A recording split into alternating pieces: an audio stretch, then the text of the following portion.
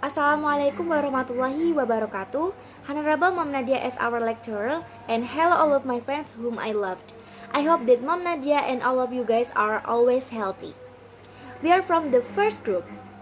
I'm Ulyatul, fika, azzahro, and two my friends Ade Afrilda and Alimatul Mubarokah will present about translation in chapter 1. And now, let's talk about what is translation. There are many definitions about translation, so I'm going to explain some of them. Nida and Taber said that translating consists in reproducing in the receptor language the closest natural equivalence of a search language message, firstly in terms of meaning and secondly in terms of style. Will said that translation is a procedure which leads from a written search language text to an optimally equivalent target language text and require the syntactic, semantic, stylistic, and text-pragmatic comprehension by the translator of the original text. Brislin said that translation is the general term referring to the transfer of thoughts and ideas from one language or source to another or target, whether the language are in written or oral form, whether the language have established orthographies or do not have such standardization, or whether one or both language is based on science, as with sign language of the deaf. A good translation therefore doesn't sound like translation. It flows naturally as if it is originally written in the target language. The grammar and vocabulary used in the translation are not strange and awkward. The most important thing to be remembered by the translator is the meaning. Meaning should be given priority since the main purpose of translation is to convey the content of the message in the search language into the target language. So that's all from me. The next discussion will be presented by my friend Ade Afrilda. Time is yours. Okay, I am Ade Afrilda. As the second speaker here, I will explain about translation concept and the characteristic of translation. Okay, the first I will explain about definition and process of translation. The first definition that from Merriam-Webster dictionary said if translation is consists of changing from one state or form to another to turn into one's own or another's language. The second definition that we have, translation is a kind of language skill with complex requirements. Or in other definition and process, translation is studying the lexicon, grammatical structure, communication situation, and cultural context of the source language text, analyzing it in order to determine its meaning, and then reconstructing the same meaning using lexicon and grammatical structure which are appropriate in the receptor language and its cultural context. We also can say that if translation is a process of transferring meaning from the source language or SL into the target language or TL. Okay, we have some concept here. Based on some definition and process, we can say that terms of translation have similar or synonymous meanings. Like we know if translation is a process of transferring meaning from the source language into the target language, so translating a text might be transferring the meaning and the message equally. For example, if we use Indonesia as a source language and English as the target language, we have some word here. Aku cinta Indonesia becomes the source text whose lexicon, grammatical structure, communication situation, and cultural context are analyzed in order to determine its meaning. The meaning is then reconstructed using the lexicon and grammatical structure which are appropriate in the target language. To that extent, Aku cinta Indonesia is restructured thus into I love Indonesia. Okay, here we have some point of translation. Every translation has points of strength and points of weakness, and every translation is open to improvement.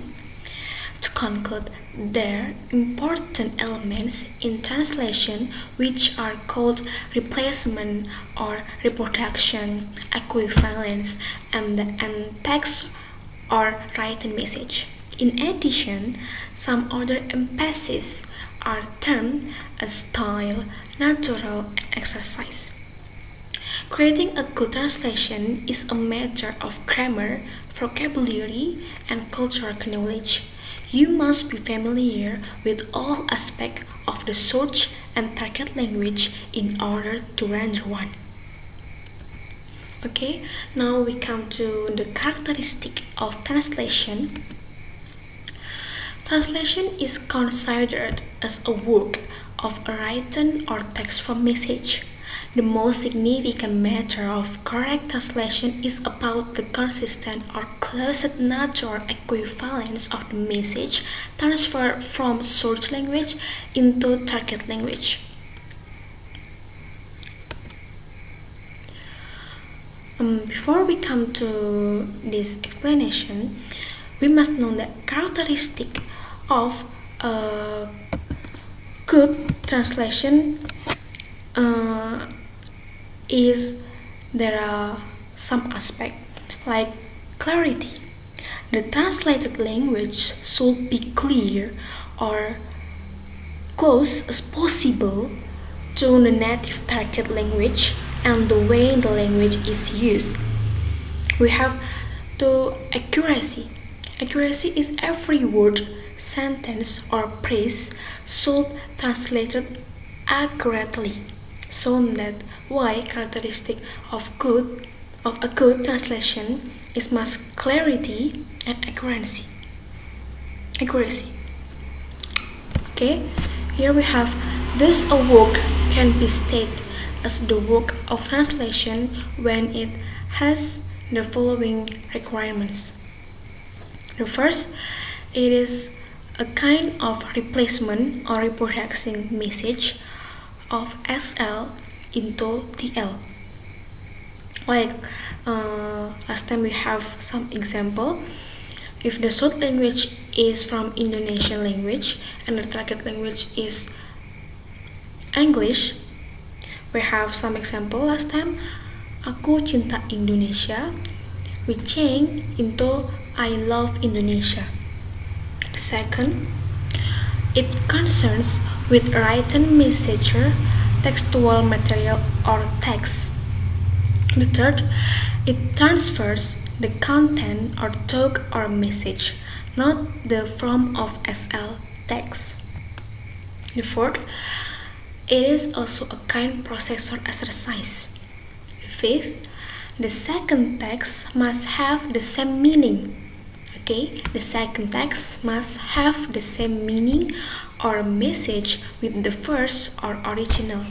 Like the characteristic of a good translation is accuracy. So every word, sentence, or phrase should translate accurately. The sixth, we have the second text use idiomatic expression in the target language to retain the style or to make it sound like the original text. Here I have some example. For example, such language is mathematics is a piece of cake. So the target language is matematika itu mudah.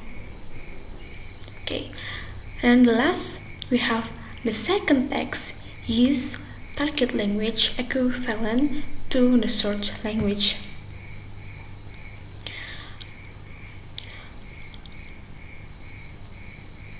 It is characteristic of language that the same meaning component will occur in several surface lexical items or form. In English, like the word sheep occurs. However, the words lamb, ram, and ewe also include the meaning sheep. They include the additional meaning component of young in lamb, adult and male in ram, and adult and female in ewe. So, to translate the form of one language literally according to the corresponding form in another language would often change the meaning, or at least result in a form which is unnatural in the second language, meaning must therefore have priority over form in translation. Its meaning, which is to be carried over the form, the source language, not the linguistic form. Okay, we have some example here. For example, to translate praise, he is cold-hearted. He is cold-hearted. In example, his heart is cold. The meaning, he is unfeeling, has no emotional sympathy. Okay, that's all from me. The next explanation will be delivered by the other members of the group. Okay, time is yours. Thank you. Assalamualaikum warahmatullahi wabarakatuh. I'm Alimatul Mubarokah and I'm going to talk to you about the types of translation. After we know what is translation concept and the characteristic that had been explained before, now we move to types of translation. As you know, there are so many ways to translation, but principally translation can be categorized into four types, namely faithful and free translation. And now I will explain types of translation by three experts. For the first one is by Newmark. Newmark proposes a concept of semantic and communicative translation. Semantic translation is the process of using semantic information to aid in the translation of data in one representation or data model to another representation or data model. So, semantic translation take advantage of semantic, the associated meaning with individual data elements in one dictionary to create an equivalent meaning in a second system. And then is communicative translation. Communicative translation is a method that attempts to render the exact contextual meaning of the search language so that both context and language are readily acceptable and comprehensible to the readership. It focuses on factors such as readability and naturalness, is appropriated to translation of pragmatic text, where the actual form of the original is not closely bound to its intended meaning. And the second is by Larsen. Larsen proposes two main kinds of translation, namely literal and idiomatic translation. For the first one is literal translation. Translation is a form-based translation in literal. To the form of the search language is transferred into the form of the target language. Although this literal translation is useful for the purposes that can relate it to the study of the search language, it has little help to the speaker of the receptor language who are interested in the meaning of the search language text. And then is idiomatic translation. Idiomatic translation meaning based translation, which make every effort to communicate the meaning of the search language text in the natural form of the receptor language. It means that a translator basically need to know about the meaning of the search language before he transfer this meaning into other language. So idiomatic translation use the natural form of the receptor language both in the grammatical construction and in the choice of lexical item. The idiomatic translation does not sound like translation, but it sounds like it was written originally in the respective language. And the last is by Nida and Tabor. Nida and Tabor contradict two types of translation, namely literal translation and dynamic translation. For literal translation, as much the same as the explanation from Larsen. So, in literal translation, the translator tries to transfer the search language grammatical construction in the nearest TL equivalent. For dynamic translation is associated with two decimal translation approaches that are employed to achieve different level of the literalness between the source text and the target text as evidenced in biblical translation.